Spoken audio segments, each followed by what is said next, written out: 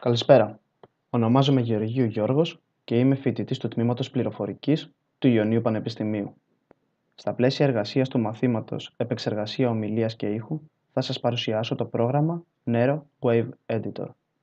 Το πρόγραμμα αυτό επιτρέπει την εγγραφή και επεξεργασία ηχητικών αρχείων. Εκτός από τις βασικές λειτουργίες επεξεργασίας, συμπεριλαμβανομένης της κοπής και της συγκόλλησης ηχητικών αρχείων, το λογισμικό αυτό μπορεί να χρησιμοποιηθεί και για πιο προηγμένες τεχνικές, όπως παραδείγματος χάρη για διάφορες λειτουργίες βελτίωσης του ήχου που καταγράφεται από πηγές χαμηλότερης ποιότητας. Ο τρόπος επεξεργασίας επιτρέπει στο χρήστη να δοκιμάζει πολλές επιλογές και να αναιρεί όλες τις αλλαγές αν το επιθυμεί. Επιπλέον, η ακρόαση σε πραγματικό χρόνο δίνει τη δυνατότητα στο χρήστη να επιλέγει και να ακούει τα εφέ τη στιγμή που γίνονται. Αποτελεί μια καλή επιλογή για αρχάριους χρήστες, καθώς είναι ένα ελαφρύ και αρκετά εύχριστο πρόγραμμα. Βέβαια, η περίοδος δωρεάν δοκιμής διαρκεί μόνο για 15 ημέρες. Το Nero Wave Editor, όπως μπορούμε να δούμε, είναι αρκετά απλό και οργανωμένο. Στο πάνω μέρος βλέπουμε όλες τις επιλογές που μας δίνει το πρόγραμμα σχετικά με την προβολή, καθώς και διάφορα εργαλεία και εφέ που μπορούμε να χρησιμοποιήσουμε για την επεξεργασία του ηχητικού μας αρχείου. Θα κάνω μια εγγραφή φωνής και στη συνέχεια θα την επεξεργαστώ με διάφορες από τις επιλογές που μου δίνει το πρόγραμμα. Για να ξεκινήσω την εγγραφή, πατάω το κουμπί Record. Μόλις θέλω να ξεκινήσω, ξαναπατάω το κουμπί. Παράδειγμα επεξεργασίας ομιλίας και ήχου. Μόλις πατήσω το OK, το αρχείο μου εμφανίζεται στην οθόνη. Μπορώ να επιλέξω για επεξεργασία όποιο κομμάτι του αρχείου μου θέλω, απλά πατώντας και σέρνοντας το ποντίκι μέχρι το σημείο που επιθυμώ. Για παράδειγμα, δεν μου χρειάζεται το αρχικό κομμάτι εφόσον δεν μιλάω, οπότε θα το επιλέξω και θα το κόψω. Το ίδιο θα συμβεί και με το τελικό κομμάτι.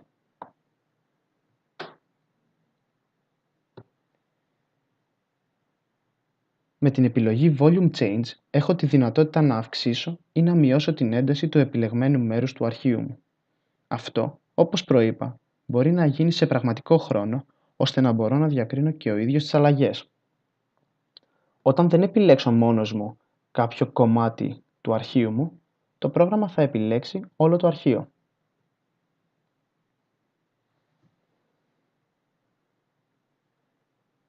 Παράδειγμα επεξεργασίας ομιλίας και ήχου. Παράδειγμα επεξεργασίας ομιλίας. Με την επιλογή Transpose από την μπάρα των εργαλείων,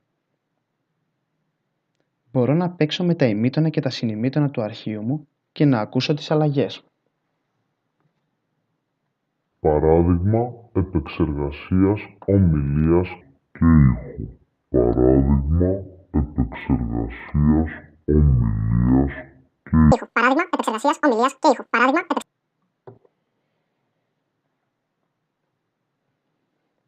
Το Voice Modification επιτρέπει τη χειραγώγηση της φωνής στο αρχείο ήχου που έχω.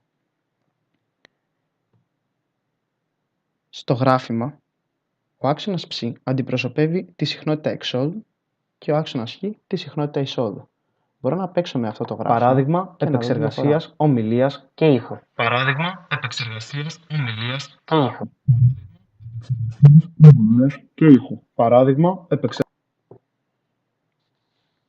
Το Noise Analysis χρησιμοποιεί μία επιλεγμένη περιοχή στο αρχείο ήχου ως ήχο αναφοράς θορύβου.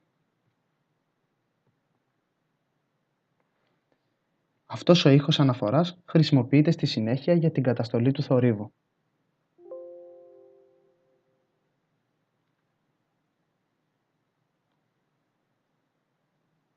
Το Noise Reduction μειώνει το θόρυβο που θεωρεί το πρόγραμμα πως προκαλεί αποστροφή σε ένα αρχείο ήχου.